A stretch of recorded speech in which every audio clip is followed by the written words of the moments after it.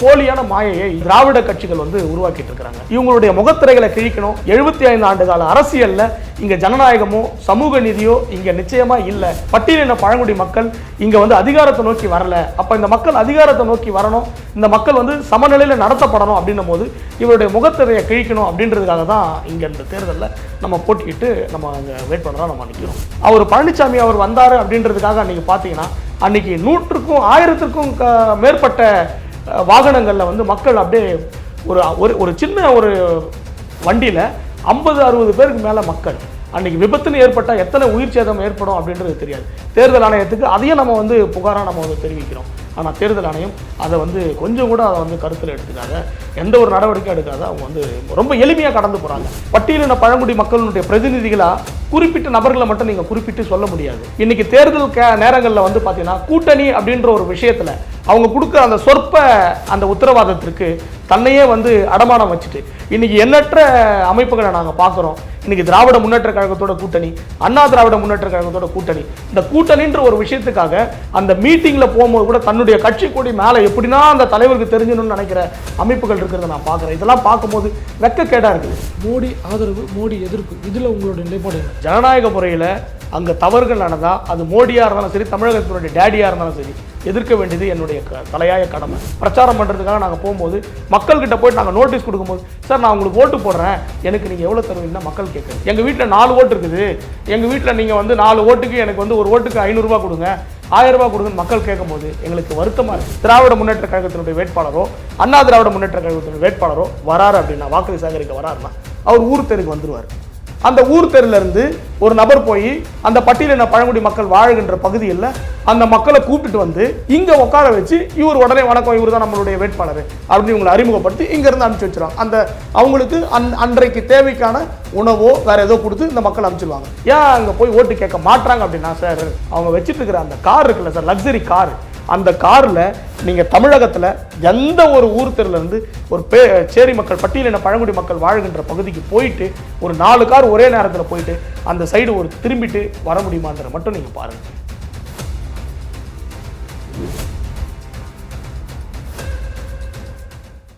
தமிழ் நேயர்களுக்கு வணக்கம். இன்றைய நேர்காணல் சிறப்பு விருந்தினர் மக்கள் புரட்சி கழகத்தின் பொதுச் செயலாளர் மற்றும் ஆரணி மக்களவை தொகுதியின் வேட்பாளர் இளவரசு அவர்கள். வணக்கம் சார். வணக்கம் சார். சுயேட்சை வேட்பாளராக தேர்தல் காலத்தில் போட்டியிடுறீங்க. தேர்தல் ஆணையத்தில் சில புகார்கள் நீங்கள் கொடுத்ததா கேள்விப்பட்டேன். என்ன புகார் கொடுத்துருக்கீங்க? தேர்தலை சந்திப்பதற்கான நோக்கம் என்ன? முதல்ல மக்கள் புரட்சி கழகம் எந்த நோக்கத்திற்காக இந்த தேர்தலில் நாங்கள் களம் இறங்கியிருக்கோம் அப்படின்றதையும், அதுக்கு பிறகு இந்த தேர்தலில் எங்களுடைய அனுபவங்களும் இங்கே நடக்கிற முறைகேடுகளை பற்றியும் நான் உங்ககிட்ட 1 by 1 நான் சொல்கிறேன் சார்.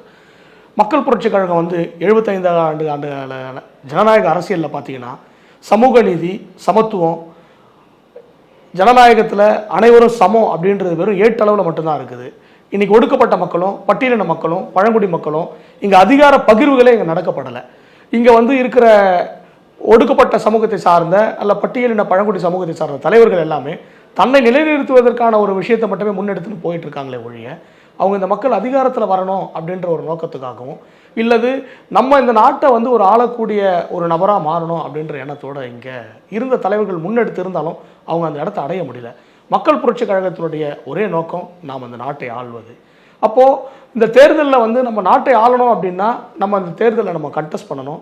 இந்த தேர்தல் ஒவ்வொரு முறையும் நம்ம கலந்துக்கும் பொழுது எதிர்கால சந்ததிகள் நம்மளை பார்த்து தேர்தலில் நம்மளும் போட்டியிடணும், நம்ம அதிகாரத்தை நோக்கி நகரணும் அப்படின்ற அடிப்படையில் தான் மக்கள் புரட்சி கழகம் மற்றவங்களுக்கு எடுத்துக்காட்டாக இருக்கணும் அப்படின்ற நோக்கத்தின் அடிப்படையில் இந்த பாராளுமன்ற தேர்தலை நாங்கள் எதிர்கொள்கிறோம். எத்தனை தொகுதிகளில் போட்டியிடுறீங்க சார்? நாங்கள் இந்த திருவண்ணாமலை மாவட்ட நாடாளுமன்ற தொகுதியிலையும், ஆரணி நாடாளுமன்ற தொகுதியிலையும், வேலூர் நாடாளுமன்ற தொகுதியிலையும் 3 நாடாளுமன்ற தொகுதியில் நாங்கள் போட்டியிடுறோம். இப்போ தேர்தல் ஆணையத்தில் நீங்கள் புகார் கொடுத்துருக்கீங்க. என்ன புகார் கொடுத்துருக்கீங்க? ரெஜிஸ்டர்ட் பார்ட்டி, அதாவது தொடர்ந்து இங்கே 75 ஆண்டு காலமாக இருக்கிற திராவிட கட்சிகள் எல்லாமே தேர்தல் அப்படின்ற ஒரு விஷயத்தை ஒரு திருவிழா மாதிரி அவங்க பார்க்குறதும், மக்களை அப்படியே ஒவ்வொருத்தரும் ஒரு பார்ட் பை பார்ட் குத்தகை எடுத்து மக்களை பயன்படுத்திகிட்டே இருக்கிறாங்க.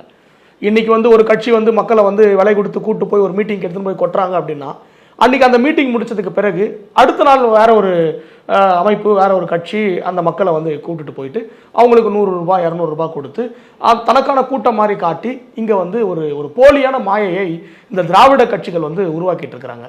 அந்த பிம்பத்தை ஒடிக்கிறதுக்கு தான் மக்கள் புரட்சி கழகம் இங்க களமிறங்கி. திராவிட கட்சிகள் மட்டும் தேசிய கட்சிகளும் இதே வேலையை செய்யறாங்க. அப்படிங்கும்போது திராவிட கட்சிகளை மட்டும் குறிப்பிடுறதுக்கான அவசியம் இல்லை.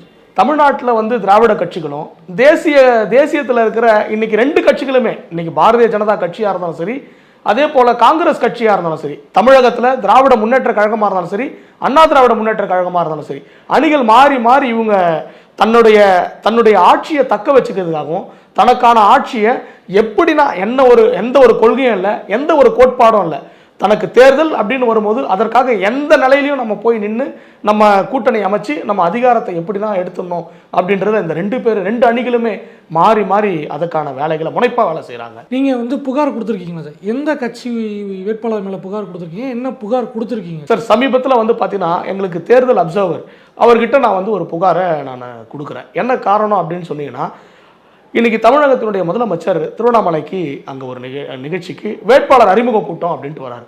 அந்த அறிமுக கூட்டத்துக்கு வந்திருக்கும் போது அந்த செலவுகள் மட்டுமே பார்த்தீங்கன்னா ஏறக்குறைய குறைஞ்சது அங்கே வந்திருக்கிற மக்கள் ஒரு 2-3 லட்சத்திற்கு மேற்பட்ட மக்கள் அந்த பகுதிக்கு வந்தாங்க.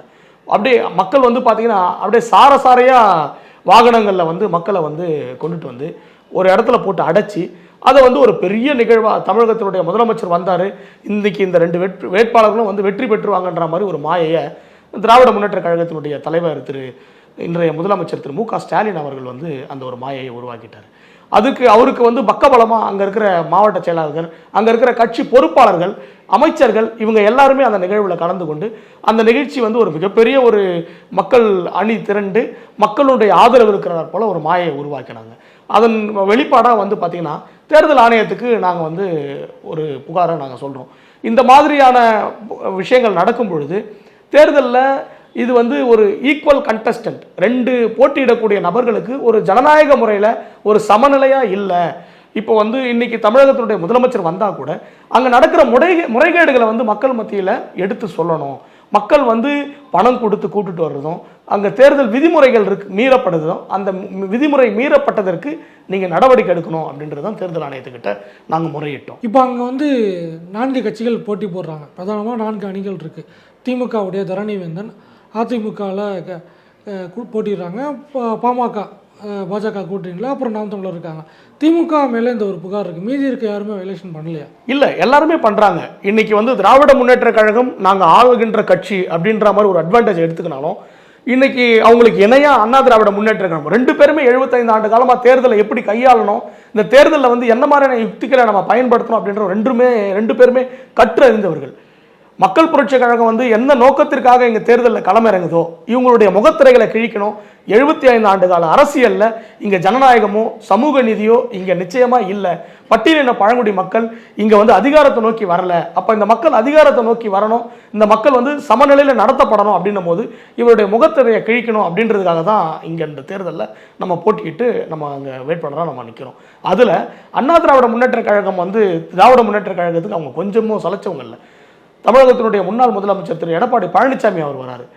பழனிசாமி அவர் வந்தார் அப்படின்றதுக்காக அன்னைக்கு பார்த்தீங்கன்னா அன்னைக்கு 100க்கும் 1000க்கும் மேற்பட்ட வாகனங்களில் வந்து மக்கள் அப்படியே ஒரு சின்ன ஒரு வண்டியில் 50-60 பேருக்கு மேலே மக்கள். அன்னைக்கு விபத்துன்னு ஏற்பட்டால் எத்தனை உயிர் சேதம் ஏற்படும் அப்படின்றது தெரியாது. தேர்தல் ஆணையத்துக்கு அதையும் நம்ம வந்து புகாராக நம்ம வந்து தெரிவிக்கிறோம். ஆனால் தேர்தல் ஆணையம் அதை வந்து கொஞ்சம் கூட அதை வந்து கருத்தில் எடுத்துக்காத, எந்த ஒரு நடவடிக்கையும் எடுக்காத அவங்க வந்து ரொம்ப எளிமையாக கடந்து போகிறாங்க. அதுதான் எங்களுக்கு வந்து ரொம்ப வருத்தமாக இருக்குது. இன்றைக்கி எந்த தேர்தல் ஆணையம் சமநீதியை, சமூக நீதியை, ஜனநாயகத்தை காத்து இங்கே எல்லாரும் வந்து எல்லா வேட்பாளரும் இங்கே சமம் அப்படின்னு சமநிலையில் நடத்தக்கூடிய தேர்தல் ஆணையம் இங்கே பார்ட் அண்ட் பார்ஷியலி பாகுபாடோடு இங்கே நடக்குது அப்படின்றது தான் நாங்கள் வந்து மையமாக இங்கே நான் அவங்க முன்னாடி நான் சொல்கிற கருத்தாக இருக்குது. பட்டியலின பழங்குடியின மக்களுக்கு வந்து அவங்களுக்கான பிரதிநிதித்துவம் கிடைக்கல, அவங்களுக்கு அதிகாரம் கிடைக்கல அப்படின்னு சொல்கிறீங்க. ஆனால் இங்கே பட்டியலின பழங்குடியின மக்களுக்கான கட்சிகள் எல்லாமே இருந்திருக்கு. அவங்களும் இந்த திராவிட கட்சிகளோட கூட்டணி வச்சுருக்காங்க, இல்லை தேசிய கட்சிகளோட கூட்டணி வச்சுருக்காங்க. அவங்களும் ஜெயிச்சிருக்காங்க, இன்னமும் ஜெயிச்சுட்டு தான் இருக்காங்க. மக்கள் அவங்க நம்பி ஓட்டு போட்டுட்டு தானே இருக்காங்க. அதாவது பட்டியலின பழங்குடி மக்களுடைய பிரதிநிதிகளாக குறிப்பிட்ட நபர்களை மட்டும் நீங்கள் குறிப்பிட்டு சொல்ல முடியாது. இன்னைக்கு தேர்தல் நேரங்களில் வந்து பார்த்தீங்கன்னா கூட்டணி அப்படின்ற ஒரு விஷயத்தில் அவங்க கொடுக்குற அந்த சொற்ப அந்த உத்தரவாதத்திற்கு தன்னையே வந்து அடமானம் வச்சுட்டு இன்னைக்கு எண்ணற்ற அமைப்புகளை நாங்கள் பார்க்குறோம். இன்னைக்கு திராவிட முன்னேற்ற கழகத்தோட கூட்டணி, அண்ணா திராவிட முன்னேற்ற கழகத்தோட கூட்டணி, இந்த கூட்டணின்ற ஒரு விஷயத்துக்காக அந்த மீட்டிங்கில் போகும்போது கூட தன்னுடைய கட்சி கொடி மேலே எப்படின்னா அந்த தலைவருக்கு தெரிஞ்சணும்னு நினைக்கிற அமைப்புகள் இருக்கிறத நான் பார்க்குறேன். இதெல்லாம் பார்க்கும்போது வெக்கக்கேடாக இருக்குது. 75 ஆண்டுகால ஜனநாயக அமைப்பில் இன்னைக்கு கூட பார்த்தீங்கன்னா இன்னைக்கு சாதி ஒழிஞ்சுன்னு சொல்லிட்டு இருக்கிறோம். சாதி ஒழிஞ்சுதா? சாதி ஒழிஞ்சு இந்த நாட்டினுடைய ஒரு குடியரசுத் தலைவராக இருக்கிறவர் ஒரு கோயிலுக்கு போறாரு, போயிட்டு வெளியே வர்றதுக்குள்ள அந்த கோயிலை கழுவி விடுறான், யாகம் பண்றான். தமிழகத்தில் எடுத்துங்க, சாதி ஒழிஞ்சுதுன்னு சொல்லிட்டு இருக்கிறாங்க. இதே எந்த தமிழகத்தில இருந்து 5 முறை முதலமைச்சராக இருந்த திரு கருணாநிதி அவர்களுடைய தலைமையில் இருக்கிற திருவாரூர்ல ஏறக்குறைய 300க்கும் மேற்பட்ட கிராமங்களை தீண்டாமை ஒழிக்கப்பட்டு 2018 ஒரு புள்ளி விவரம் சொல்லுச்சு. ஸோ தொடர்ந்து சாதிகளினுடைய ஒடுக்குமுறைகள் இங்கே வந்து பிரதிபலன் இருந்துனே தான் இருக்கு. இன்னைக்கு வந்து நீங்க வந்து தமிழகத்தில் ஏறக்குறைய 75 ஆண்டுகால இந்த அரசியல் பார்த்தீங்கன்னா எந்த ஒரு ஒரு ஊர் அப்படின்னு எடுத்தீங்கன்னா அந்த ஊரில் கண்டிப்பாக ஒரு ஒடுக்கப்பட்ட மக்கள் வாழக்கூடிய ஒரு சேரி பகுதி இவங்களே ஒதுக்கி வைக்கிறாங்க. சாதி ஒழிஞ்சுதா? இப்போ நீங்கள் வந்து இன்னும் தேர்தல் நேரங்களில் வந்து பார்த்தீங்கன்னா இவங்களுடைய அந்த அடக்குமுறைகள்லாம் பார்த்தீங்கன்னா ரொம்ப ரொம்ப எரிச்சலாக இருக்குது. நாங்கள் மக்கள் மத்தியில் போய் தேர்தல் நேரத்தில் நாங்கள் வாக்குகள் சேகரிக்கிறோமோ இல்லையோ, இன்னைக்கு மக்கள் நிலைமை நாங்கள் போய் பார்க்கறதுக்கு ஒரு மிகப்பெரிய ஒரு வாய்ப்பாக நாங்கள் பார்க்குறோம். இந்த மக்கள் தான் சார் அந்த கட்சிகளுக்கு ஓட்டு போடுறாங்க. தொடர்ச்சியாக 75 ஆண்டு காலமாக இவங்க தானே ஓட்டே போட்டிருக்காங்க. ஓட்டு போட்டது அவங்க மக்கள் தானே சார். பாபா சாஹிப் அம்பேத்கர் சொன்னது போல அவன் அடிமை என்பதை அவன் இடத்துல போய் கூறு அப்படின்றதுக்காக அதை ஒரு வாய்ப்பாக நாங்கள் இதை பார்க்குறோம். அந்த எங்கள் மக்கள் வந்து தன்னை அறியாமல் ஏறக்குறைய இன்னும் கூட எங்கள் மக்கள் எம்ஜிஆர் உயிரோடு இருக்கிறாரு, முன்னாள் முதலமைச்சர் திரு கருணாநிதி உயிரோடு இருக்கிறாரு, அவர் சிறந்த ஒரு கதை எழுதுவார், சிறந்த பாடல் எழுதுவார் அப்படின்றதுக்காகவே திராவிட முன்னேற்ற கழகத்திற்கும் அண்ணா திராவிட முன்னேற்ற கழகத்துக்கும் ஓட்டு போட்டுட்டு இருக்கிறாங்க மக்கள். ஆனால் அவர் இன்னைக்கு நீங்கள் எந்த ஒரு ஊடகமாக எடுத்து பாருங்க, அந்த எந்த ஊடகத்திலுமே தமிழகத்தினுடைய முதலமைச்சர் திரு ஸ்டாலின் அவர்கள் தன்னுடைய சாதனையை சொல்றாரா? பாராளுமன்ற தேர்தலுக்கும் இங்க நடக்கிற சாதனைகளுக்கும் நீங்க ஒப்பிட்டு பார்த்தீங்கன்னா எதனா ஒன்று தொடர்பு இருக்கா? ஆரணி நாடாளுமன்றத்தில் நீங்க எடுத்துக்கிறீங்கன்னா போன முறை வந்து பார்த்தீங்கன்னா திராவிட முன்னேற்ற கழகத்துடைய கூட்டணியில் இருக்கிற காங்கிரஸினுடைய வேட்பாளர் இன்னைக்கு திராவிட முன்னேற்ற கழகத்தினுடைய வேட்பாளர்.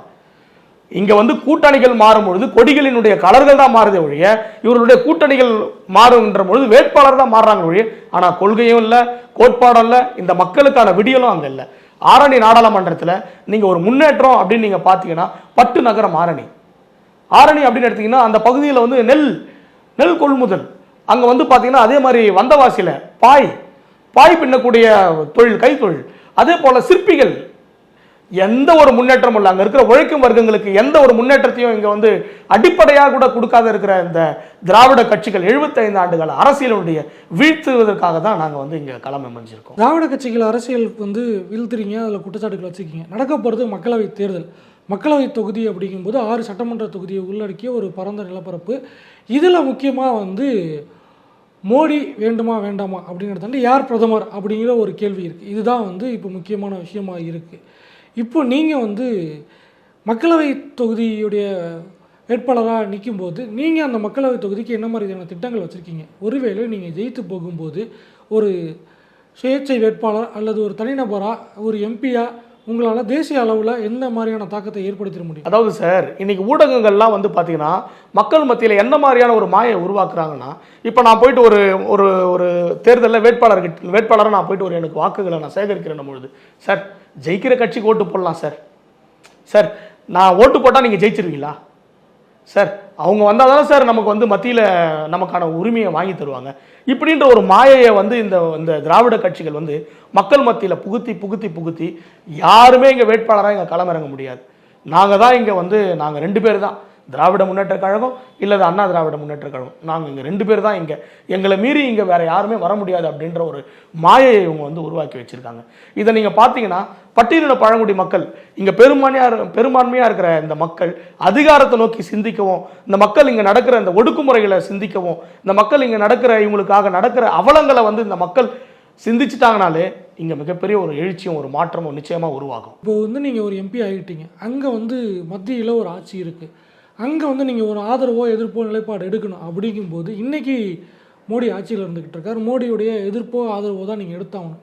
நாளைக்கு கிட்டத்தட்ட மீண்டும் அதே ஆட்சி தொடரும் அப்படிங்கிற மாதிரியான கல சூழ்நிலை இருக்குது அப்படின்னு கருத்து கணிப்புகள் சொல்லுது. மோடி ஆதரவு, மோடி எதிர்ப்பு, இதில் உங்களோட நிலைப்பாடு என்ன? ஜனநாயக முறையில் அங்கே தவறுகள் நடந்தால் அது மோடியாக இருந்தாலும் சரி, தமிழகத்தினுடைய டேடியாக இருந்தாலும் சரி, எதிர்க்க வேண்டியது என்னுடைய தலையாய கடமை. நிச்சயமாக நாங்கள் எதிர்ப்போம். அதே போல் மக்களுடைய நலத்திட்டங்கள் அதை பெற்றுத்தரணும் அப்படின்னா அதை வந்து போராடி நிச்சயமாக நாங்கள் பெற்றுத்தருவோம். அது எங்களுடைய கொள்கை, எங்களுடைய உரிமை. மக்களுக்கான உரிமையை நாங்கள் நிச்சயமாக அதை நாங்கள் பெற்றுத்தரதுக்கான அந்த இறுதி வரைக்கும் நான் அந்த இடத்துல நான் நின்று நான் போராடுவேன். இதுக்கு முன்னாடி நீங்கள் தேர்தலில் எப்பயாவது களம் கண்டிருக்கீங்களா? அந்த செயல்பாடுகள் இல்லை அதில் உங்களுக்கு கிடைத்த விஷயங்கள், அனுபவங்களை சொல்லுங்கள். 2021 இப்போ சட்டமன்ற தொகுதி, போலூர் சட்டமன்ற தொகுதியில் நான் வேட்பாளராக போட்டியிட்டேன். நீங்கள் வந்து பார்த்தீங்கன்னா இந்த சட்டமன்ற தொகுதிக்கும் இந்த பாராளுமன்ற தொகுதிக்கும் வித்தியாசங்கள் பார்த்தீங்கன்னா நாட்கள் அதே நாட்கள் தான், குறைவான நாட்கள் தான். ஆனால் தொகுதிகளுடைய அளவு வந்து பார்த்தீங்கன்னா 6 சட்டமன்ற தொகுதி, ஒரு பாராளுமன்ற தொகுதி. இப்போது செஞ்சி, மயிலம், வந்தவாசி, செய்யாறு, ஆரணி, போலூர், இந்த 6 சட்டமன்ற தொகுதியும் அப்படின்னு பார்த்தீங்கன்னா ஒரு சாமானிய ஒரு வேட்பாளராக நம்ம வந்து அந்த எல்லா சட்டமன்ற தொகுதிக்கும் போயிட முடியுமா அப்படின்னா, இன்னைக்கு தேர்தல் ஆணையமும் வந்து பார்த்தீங்கன்னா பார்ட் அண்ட் பார்ஷியலி ஒரு யாரோ ஒரு அரசியல் கட்சிகளை உள்வாங்கி கொண்டு அல்லது சாதியை உள்வாங்கி கொண்டு அந்த குறிப்பிட்ட வேட்பாளருக்காக நம்ம ஆதரவு செய்யணும் அப்படின்ற தேர்தல் ஆணையமும் அதிகாரிகளும் உண்மையிலே உள்ள வந்து ஊடுருவி அங்கே ஆட்கள் இருக்கிறாங்க அப்படின்றதும் இங்கே உறுதியாக நம்ம சொல்லி தான் ஆகணும். அது எப்படி அப்படின்னு பார்த்தீங்கன்னா, அவங்க வந்து ஒரு மாரல் சப்போர்ட், ஒரு மாரல் சப்போர்ட். இப்போ இன்னைக்கு வந்து நான் என் மனசுக்குள்ள ஒரு வேட்பாளருக்கு நான் ஆதரிக்கணும் அப்படின்ற மாதிரி இருக்குன்னும் போது ஒரு தகவலை நான் யாருக்கும் பரிமாறுறதில்லை. இல்லை ஒருத்தர் வந்து ஒரு வேட்பாளர் வந்து ஒரு இடத்துல ஒரு வேலை செய்துட்டு இருக்கிறார் அப்படின்னா அவருடைய வேலையை முடக்கணும் அப்படின்னா உடனே சார் இங்கே வந்து நீங்கள் ஒரு தேர்தல் ஆணையத்தில் இங்கே வந்து உங்களை ஒரு மீட்டிங்க்கு கூப்பிடுறாங்க, ஒரு வேட்பாளரை கூப்பிடுறது. இப்போது இன்னைக்கு அரசியல் கட்சிகள் வந்து பார்த்தீங்கன்னா பணம் கொடுத்து வாக்காளர்களையும் பணம் கொடுத்து மக்கள்கிட்ட இருந்து எப்படி வாக்குகளை வாங்கணுன்றதையும் 75 ஆண்டுகளும் அவங்க பயிற்சி விட்டுட்டு இருக்கிறாங்க சார். நாங்கள் பெரும்பாரியாக அந்த தொகுதி முழுக்க நாங்கள் போகிறோம் பிரச்சாரம் பண்ணுறதுக்காக. நாங்கள் போகும்போது மக்கள்கிட்ட போய்ட்டு நாங்கள் நோட்டீஸ் கொடுக்கும்போது, சார் நான் உங்களுக்கு ஓட்டு போடுறேன், எனக்கு நீங்கள் எவ்வளோ தருவீங்கன்னா மக்கள் கேட்குறது. மக்கள் வந்து நான் என்ன எதிர்பார்க்குறேன்னா, மக்கள் சார் எங்கள் தொகுதியில் வந்து 75 ஆண்டு காலமாக இங்கே எந்த மாற்றமும் இல்லை, நீங்கள் இந்த பகுதியை நீங்கள் மாற்றுவீங்களான்னு கேட்டாங்கன்னா எனக்கு ரொம்ப ஊக்கமாக இருக்கும். எங்கள் வீட்டில் 4 ஓட்டு இருக்குது, எங்கள் வீட்டில் நீங்கள் வந்து 4 ஓட்டுக்கு எனக்கு வந்து ஒரு ஓட்டுக்கு 500 ரூபா கொடுங்க, 1000 ரூபா கொடுங்கன்னு மக்கள் கேட்கும் போது எங்களுக்கு வருத்தமாக இருக்குது. 75 ஆண்டு காலமாக திராவிட கட்சிகள் இதை தான் மாற்றிருக்காங்க. மக்கள் வந்து பணம் வாங்குறாங்க அப்படிங்கிறத நீங்கள் கொடுக்குறாங்க அப்படின்னு சொல்கிறீங்க. வாங்குகிற மக்கள் நிறுத்திட்டாங்க அப்படின்னா அரசியல் கட்சிகள் திருந்ததுக்கு வாய்ப்பு இருக்கலாம். மக்கள் எவ்வளோ கொடுப்பீங்க அப்படின்னு கேட்குற நிலைமை வந்துச்சு அப்படின்னா அப்போ அரசியல் கட்சிகள் கிட்ட பிரச்சனை இருக்கா, மக்கள் கிட்ட பிரச்சனை இருக்கா? மக்கள் வந்து பார்த்தீங்கன்னா என்ன நினைக்கிறாங்கன்னா, இந்த தேர்தல் நேரத்திலேயாச்சும் இவங்க கொள்ளையாக அடித்து வச்சிருக்கிற இந்த அமைச்சர்களும் கொள்ளையாக அடித்து வச்சிருக்கிற அந்த கல்லூரி பணங்களையும் கொள்ளையாக அடித்து வச்சிருக்கிற அந்த பள்ளி கல்லூரி பணங்களையும் இந்த நேரத்திலேயாச்சும் நம்ம இவங்க கிட்ட இருந்து நம்ம எப்படின்னா கைப்பற்றிக்கணுன்ற மக்கள் அவங்களும் வந்து ஒரு என்ன சொல்றதுங்க, திருடுறவங்ககிட்ட எரியிற ஒரு பழமொழி சொல்லுவாங்க, எரியிற கொள்ளையில் புடுங்குறது எல்லாமே நமக்கு தான்ன்ற மாதிரி ஒன்று எரிஞ்சுட்டு இருக்குன்னா அவங்ககிட்ட இருக்கிறத இந்த நேரத்தில் நம்ம எடுத்துக்கணும் அப்படின்ற மாதிரி மக்கள் வந்து அவங்களும் தவறான ஒரு பார்வையில் தான் மக்கள் இங்கே இயங்கிட்டு இருக்கிறாங்க. எனக்கு நினைவு தெரிஞ்சு வந்து கடந்த 20 ஆண்டுகளில் தமிழ்நாட்டில் மக்களவைத் தேர்தல், சட்டமன்ற தேர்தலையும் கம்மியாக தான் நடந்திருக்க வாய்ப்பு இருக்குது. அதை தாண்டி மக்களவைத் தேர்தலில் சுயேட்சை வேட்பாளராக ஒருத்தர் போட்டியிட்டு வெற்றி என்ற மாதிரியான விஷயம் இல்லை, 20 ஆண்டுகளாகவே இல்லை, 4 நூற்றாண்டுகளாக இல்லைன்னு சொல்ல முடியும். ஸோ அந்த மாதிரியான ஒரு களம் தான் இங்கே இருந்துக்கிட்டு இருக்குது. தகவல்களும் பார்க்கும்போது வந்து கோடீஸ்வரர்கள் தான் தேர்தலில் போட்டியிட முடியும் அப்படிங்கிற நிலைமை தான் இருந்துக்கிட்டு இருக்கு. ஒரு சுயேட்சை வேட்பாளராக 2 தேர்தல்களில் போட்டிக்கிட்டு இருக்கீங்க, இப்போ 2வது தேர்தல் 3 இடத்துல களம் காண்றீங்க. சுயேட்சை வேட்பாளர்கள் சந்திக்கக்கூடிய பிரச்சனைகள் என்னெல்லாம் இருக்குது, நீங்கள் என்னென்ன பிரச்சனைகள் சந்திச்சுக்கிட்டு இருக்கீங்க? எங்களுடைய நிறுவனர் தலைவர் அண்ணன் மாப்பா வர்கீஸ் அவனுடைய தலைமையில் மக்கள் புரட்சி கழகம் இயங்கிட்டு இருக்கு. நீங்கள் அந்த திருவண்ணாமலை மாவட்டம் முழுக்க சரி, தமிழகத்தில் எந்த பகுதியில் ஒடுக்கப்பட்ட மக்களுக்கும் பட்டியலின பழங்குடி மக்களுக்கும் இஸ்லாமிய கிறிஸ்துவ மக்களுக்கும் ஒரு அநீதி நடக்குதுன்னா அந்த இடத்துல முதல்ல எங்கள் குரல் அங்கே போய் நிற்கும். முதல்ல அங்கே போய் நாங்கள் நிற்போம். அதுக்கு பிறகு எல்லாமே ஜனநாயக அமைப்புகள் வந்து ஒருங்கிணைவாங்க. அந்த இடத்துல ஒரு போராட்டங்களோ அல்லது அரசினுடைய கவனத்தை ஈர்ப்பதோ அல்லது அந்த பாதிக்கப்பட்டவர்களுக்கான தேவைகளை பூர்த்தி செய்வதற்கோ அண்ணன் மாப்பா வர்கீஸினுடைய குரலும் அவருடைய செயல்பாடும் முதல்ல அங்கே இருக்கும். அதே போல தான் தேர்தல் நேரங்களையும் நீங்கள் இந்த தொகுதி முழுக்க சரி, நீங்கள் ஒரு சைலண்டாக கூட ஒரு சர்வே எடுத்து பாருங்கள். என்னுடைய சின்னம் எழிலரசு, என்னுடைய பெயர், எனக்காக கொடுக்கப்பட்ட சின்னம் கத்தரிக்கோள் சின்னம். நீங்கள் தேர்தலில் இந்த 6 சட்டமன்ற தொகுதிகளிலையும் நீங்கள் போய் நீங்கள் பாருங்கள், கத்தரிக்கோள் சின்னத்தினுடைய வேலை திட்டம் எப்படி இருந்தது, இங்கே வேலை செய்து எப்படி இருந்ததுன்னு நீங்கள் கேட்டிங்கன்னா, பா அண்ணன் ஒருத்தர் பேசிட்டு போனார்ப்பா, அவர் உண்மையிலே அந்த கொள்கையும் அவர் பேசின அந்த விஷயங்களும் யாராலையும் மறுக்கவும் முடியாது மாற்றவும் முடியாதுப்பான்ற ஒரு விஷயத்தை இங்கே வந்து மக்கள் வந்து உறுதியாக சொல்லுவாங்க. இதில் எத்தனையோ மக்கள் சாதி கடந்து இன்னைக்கு வந்து உத்தரவாதம் கொடுக்குறாங்க. அதே போல் இந்த திராவிட கட்சிகள் 75 ஆண்டு கால அந்த திராவிட கட்சிகள் இந்த மக்களை முட்டாளாகவும் வெறும் குப்பையாகவுமே அவங்க வச்சுட்டு இருக்கிறாங்க. அதனுடைய ஒரே ஒரு எடுத்துக்காட்டு நான் சொல்லிட்டேன்ல சார். இன்னைக்கு வந்து பார்த்தீங்கன்னா தமிழகத்தில் எந்த கிராமத்திலையும் நீங்கள் போங்க சார், எந்த கிராமத்துக்கும் நீங்கள் போனீங்கனாலும் அந்த கிராமத்தில் ஒரு ஊர் தெருன்னு இருக்கும், அதே மாதிரி ஒரு சேரி தெருன்னு இருக்கும். இந்த ஊர் தெருவில் இருக்கிறவங்க அந்த சேரி தெருக்கு போகவே மாட்டாங்க. தமிழ்நாட்டில் மட்டும் இல்லை, இந்தியா முழுக்குமே இந்த நடைமுறை தான். இந்தியாவில் இருந்தாலும் தமிழகத்தில் இருக்கிற ஒரே ஒரு விஷயத்தை நான் சொல்லிடுறேன் பாருங்களேன். இந்த ஊர் தெருக்கு போக மாட்டாங்க. தேர்தல் நேரங்களில் என்ன பண்ணுவாங்கன்னா, ஃபார் எக்ஸாம்பிள் திராவிட முன்னேற்ற கழகத்தினுடைய வேட்பாளரோ அண்ணா திராவிட முன்னேற்ற கழகத்தினுடைய வேட்பாளரோ வராரு அப்படின்னா, வாக்கு சேகரிக்க வராருன்னா அவர் ஊர் தெருக்கு வந்துருவார். அந்த ஊர் தெருல இருந்து ஒரு நபர் போய் அந்த பட்டியலின பழங்குடி மக்கள் வாழ்கின்ற பகுதியில் அந்த மக்களை கூப்பிட்டுட்டு வந்து அவங்க பணம் கொடுக்குறாங்க, கொடுக்கல, அது ரெண்டாவது.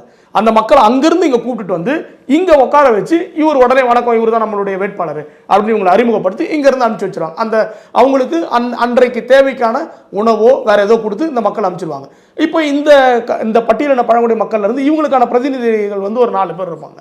அவங்க வந்து இவங்களுக்கான வாக்குகள் நம்ம அது கட்சிக்கு போட்டுணும். ஆனால் ஏன் அவங்க அங்கே போய் ஓட்டு கேட்க முடியல, ஏன் அங்கே போய் ஓட்டு கேட்க மாட்டாங்க அப்படின்னா, சார் இன்னைக்கு வந்து பார்த்தீங்கன்னா இன்னைக்கு எந்த ஒரு அமைச்சராக இருக்கட்டும், இல்லை எந்த ஒரு சட்டமன்ற உறுப்பினராக இருக்கட்டும், அல்லது பாராளுமன்ற உறுப்பினராக இருக்கட்டும், அவங்க வச்சுட்டு இருக்கிற அந்த கார் இருக்குல்ல சார், லக்ஸரி கார், அந்த காரில் நீங்கள் தமிழகத்தில் எந்த ஒரு ஊர் தெருலேருந்து ஒரு சேரி மக்கள் பட்டியலின பழங்குடி மக்கள் வாழ்கின்ற பகுதிக்கு போயிட்டு ஒரு 4 கார் ஒரே நேரத்தில் போயிட்டு அந்த சைடு ஒரு திரும்பிட்டு வர முடியுமான்ற மட்டும் நீங்கள் பாருங்கள்.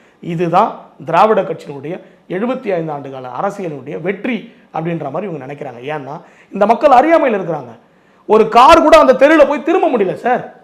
ஏன்னா இந்த பட்டியலின மக்கள் இந்த கலாச்சாரத்தில் இந்த பொருளாதார மேம்பாடையும் இங்க வந்து இந்த மக்கள் வந்து ஒரு சமூகத்துல தானும் அவங்களோட உயர்ந்துடக்கூடாதுன்றதுல அரசியல் கட்சிகள் ரொம்ப தெளிவா இருக்காங்க சார். நான் கேட்ட கேள்விக்கு இன்னும் வரல சார். நீங்க என்னவா பிரச்சனைகள் சந்திச்சிங்க சுயேட்சை வேட்பாளரா நீங்க சந்திச்ச பிரச்சனைகள் என்ன? பெரும்பாலும் பொதுவாகவே சுயேட்சை வேட்பாளர்களுக்கு இங்க இருக்கக்கூடிய சிக்கல் என்ன சார்? இப்போ சுயேட்சை வேட்பாளர்கள்லாம் வந்து இங்க சந்திக்கக்கூடிய பிரச்சனைகள் அப்படின்னு பாத்தீங்கன்னா, தேர்தல் ஆணையமே சில நேரங்களில் வந்து நம்மளை வந்து மடைமாற்றுகின்ற ஒரு போக்கு தான்.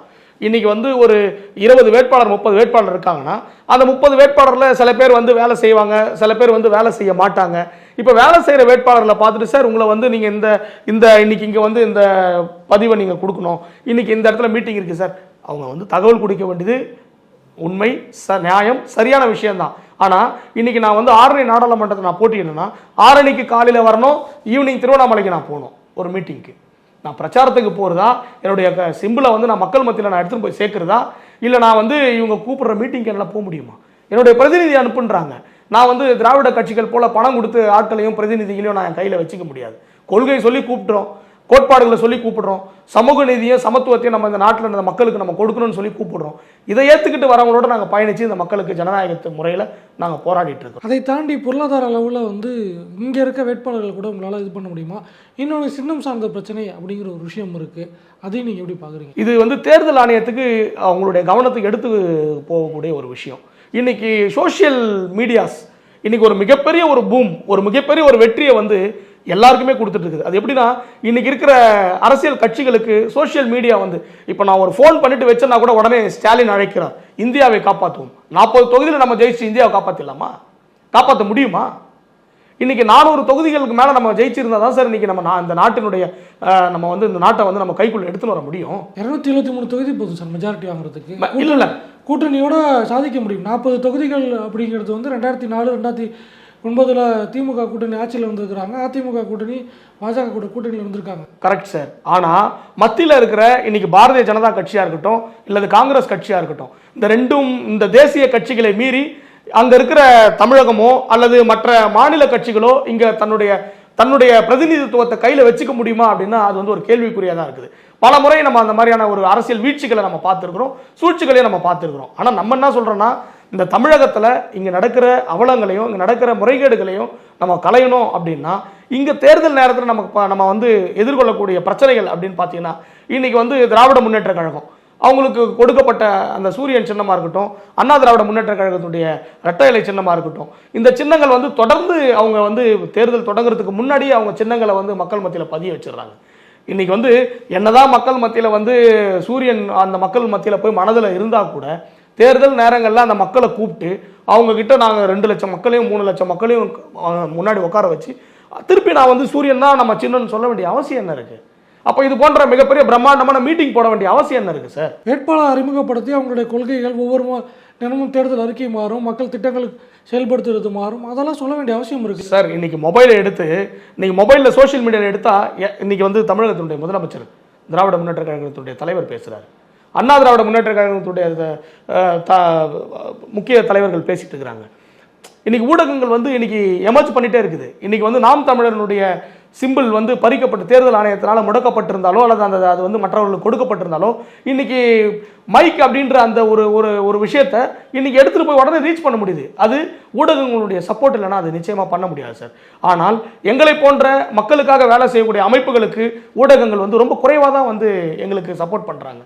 அப்படி இருக்கும் பொழுது எங்களுக்கு நீங்கள் இந்த வாய்ப்புகளை கொடுத்து மக்கள் மத்தியில் இன்னும் நிறைய விஷயங்களை எடுத்துகிட்டு போய் சேர்க்கணும் சார். அதுக்கான வாய்ப்புகளை இந்த தேர்தல் தான் நாங்கள் வந்து ஒரு மிகப்பெரிய ஒரு களமாக நாங்கள் பார்க்குறோம். இது தேர்தல் ஆணையம் எந்த அளவுக்கு சப்போர்ட் பண்ணுது? தேர்தல் ஆணையங்கள் வந்து இங்கே வந்து ஒரு மெத்தனமாக தான் இருக்கிறாங்க. தேர்தல் ஆணையத்தில் இருக்கிற அதிகாரிகள் இருந்தாலும் கூட சில அதிகாரிகள் வந்து சாதியாகவோ கட்சியாகவோ மறைமுகமாக அரசியல் கட்சிகளுக்கு அவங்க வந்து அவங்களுடைய ஆதரவை தெரிவிச்சிட்டு இருக்கிறாங்க. பாமக வேட்பாளர் கணேஷ்குமார் அப்படின்னு நினைக்கிறேன், அவருடைய அந்த பேலட் பேப்பர் அந்த ஃபிக்ஸிங்கில் அவருடைய பேருக்கு பின்னாடி மட்டும் அவருடைய கல்வி தகுதி வந்து குறிப்பிடப்பட்டிருக்கு, மற்றவங்களுக்கு இல்லை அப்படிங்கிற ஒரு குற்றச்சாட்டை பதிவு பண்ணியிருந்தீங்க.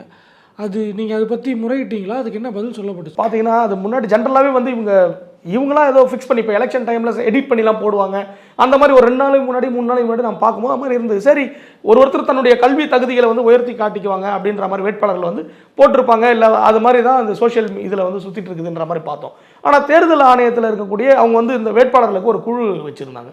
சில தகவல்கள் அதில் போடுவாங்க. அதில் பாடும்போது அந்த பேலட் ஷீட்டினுடைய பர்டிகுலர்ஸ் போட்டிருக்கும்போது அதை பார்த்துட்டு நான் உடனே தேர்தல் எலெக்ஷன் அப்சர்வருக்கு நான் ஃபோன் பண்ணி நான் அவர்கிட்ட நான் சொல்கிறேன், சார் இந்த மாதிரி இருக்குது, அவருடைய ஒரு வேட்பாளருடைய கல்வி தகுதி போட்டிருக்குது, அப்படி போட்டிருந்தால் நான் சென்னை உயர்நீதிமன்றத்தினுடைய வழக்கறிஞராக இருக்கிறேன், நான் MA ML படிச்சிருக்கிறேன், என்னுடைய கல்வி தகுதியும் நீங்கள் போடணும், ஆனால் பெரும்பாரியாக தேர்தல் அந்த பேலட் ஷீட்டில் அது போட மாட்டாங்க அப்படின்னு சொன்னோன்னா அவரும் வந்து நான் அது என்னென்று நான் பரிசீலனை பண்ணுறேன் அப்படின்னு சொல்லிட்டு அவர் உடனே விசாரிச்சுட்டு திருப்பி நான் கூப்பிட்டு பேசும்போது அவர் என்கிட்ட சொன்னது, ஆமாம் அந்த மாதிரி நடந்தது, தவறு தான், அது நான் வந்து நீங்கள் உடனே நீங்கள் எலெக்ஷன் RO கிட்ட நீங்கள் சொல்லுங்கள், ரிட்டர்னிங் ஆஃபீஸர்கிட்ட நீங்கள் சொல்லுங்கள் அப்படின்னு சொன்னார்.